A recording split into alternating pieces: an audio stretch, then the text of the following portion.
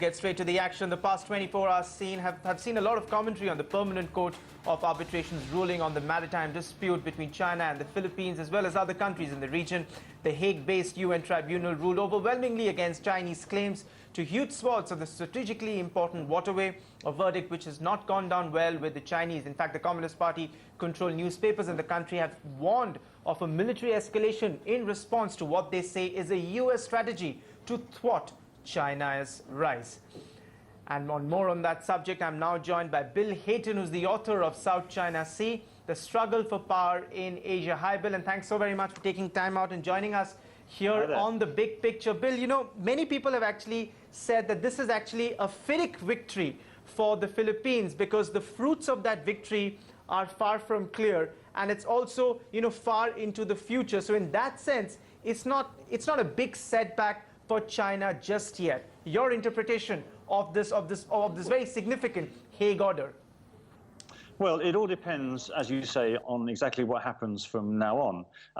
And basically, to comply with the ruling, China really has to do nothing. And that's the essential bit. It has to not drill for oil in the wrong place. It has to not send its fishing fleets into the wrong parts of the sea. This ruling says absolutely nothing about who is the rightful owner of which rock reef island in the South China Sea. It's all about the spaces in between the islands, about what rules apply to the maritime domain. And so what it means for the Philippines, really, is that this ruling gives them the permission, if you like, of the international community, of international law, to go and drill for natural gas on a part of the sea called the Reed Bank. And that natural gas would provide electricity to power the island of Luzon, the capital Manila, into the far future. This isn't going to happen immediately, but this is one of the main reasons why the Philippines has done that. And this ruling means that it will have the international legal backing for whatever it tries to do. But if it tries to do that, Bill, you know, considering what the Chinese media is reporting, that China is not going to take any, you know, they still believe that their sort of claims over the South China Sea, 90% of the South China Sea is still very, very legitimate. And they have warned that if Philippines or any other country tries to encroach into their waters, is what they have said, then they will be retaliating militarily. So in that sense, do you think, you know, I mean, Philippines will, putting it crudely, will have the guts to actually, you know, go and anger the Chinese despite this ruling? Well, look, no one wants a war, and no one is thinking at this point that anyone's going to do anything as silly as, you know, sending warships into disputed waters, if you like.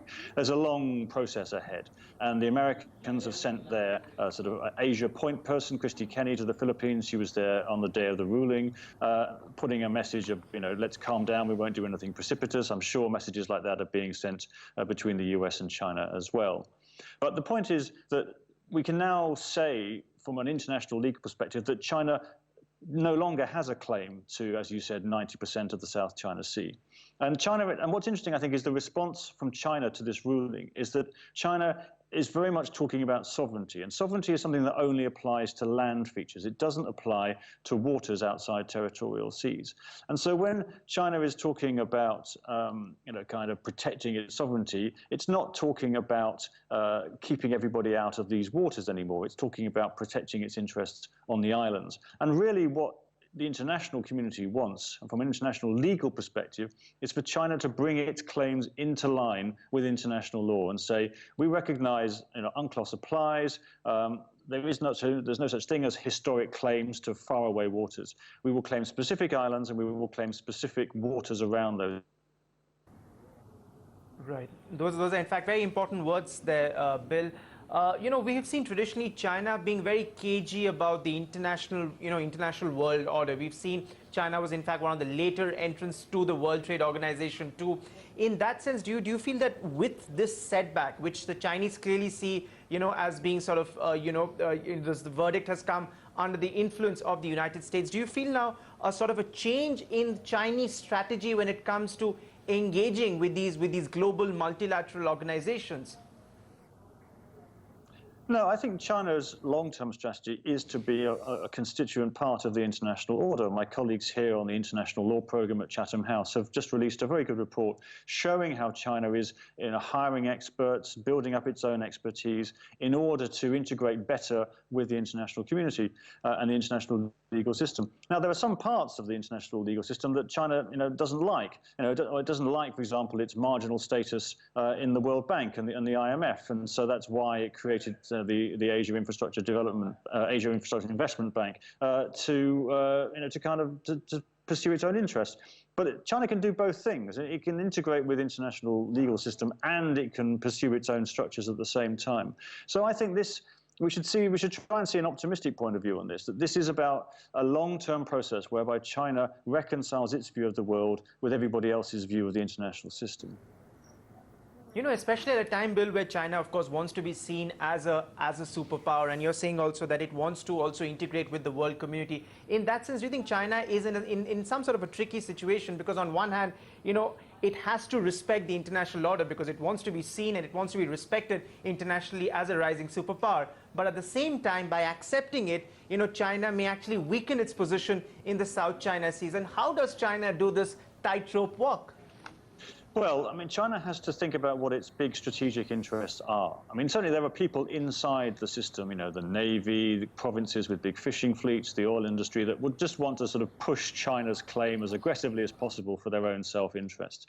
But what is China's big interest in the region? It's surely to rise peacefully, to have its neighbors like it, not to engage in an expensive arms race, this kind of thing. So maybe China will see its long-term vision, and that long-term vision will become an increasingly global player, and it will start to see the benefits of the freedom of the seas. This is the optimistic view. This is the view, if you like, that the United States wants China to take, is that in the long view, it's going to become a naval power, a maritime power, and it should see that the law of the sea is an important foundation for that. But even China's own narrow self-interest in East and Southeast Asia, why does it help China in order to antagonize every single one of its southern and eastern neighbors? Surely it's much better to see the big picture. Yeah, indeed. In fact, there are indications that China may try to individually sway some of the ASEAN members, to China's view on the South China Sea. In fact, Cambodia is one of the first countries to have actually criticized the ASEAN, saying that, this is an issue that needs to be resolved bilaterally in ASEAN as a 10-group sort of member bloc cannot negotiate with. So in that sense, do you at all foresee, like countries like Vietnam, Malaysia, Indonesia actually coming around to the Chinese view, or do you think that's that's impossible, considering the fact that they've been locking horns with the Chinese specifically on the issue of South China Sea? Look, all of these countries have a balance to strike in their relations with China. A country like Malaysia has a massive trade surplus with China. A country like Vietnam has a massive trade deficit with China.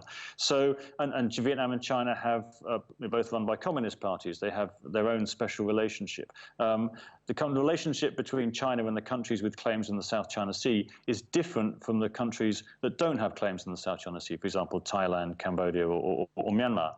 So all of these countries are going to make a different assessment of where their relative balance lies, and they also have differences with each other. So the fact that and China is obviously attempting to play divide and rule here, but they are ASEAN countries, and they do see some value in working together at some collectively. So this is not something that's going to be fixed overnight. And Malaysia and Indonesia, Brunei, and Philippines and Vietnam all have their own interests here, and they will try to work them as best they can. None of them want a war. All of them want good relations with everybody, with all their neighbors. And it's just a question of how they put the emphasis in terms of, for example, building up their military, building better ties with the US, or just trying to be friends with China. Right. So one final question then, before we let you go, how do you think the Americans will be looking at this? Clearly, in that sense, America's stand as far as South China Sea has been vindicated, but clearly, as I said, the Chinese feel that this verdict has come under the influence of the Americans. So in that sense, how will America look at this ruling? And do you think that they might also want to reach out, to some of the ASEAN countries and reassure them of American support, in case of antagonism with the Chinese? Well, I think this Chinese argument that somehow America is behind all this is just paranoia. I mean, the Philippines has its own interest. The Philippines launched its own legal case. The Philippines won that legal case because it had the best arguments. It convinced a court that it was correct.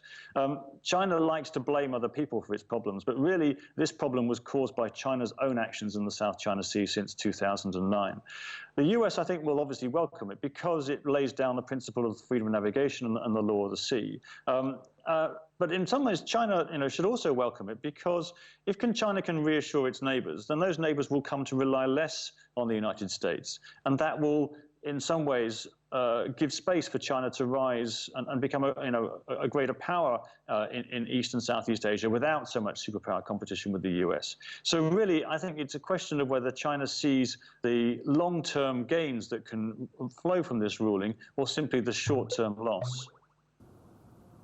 Bill Heaton, it was an absolute pleasure to have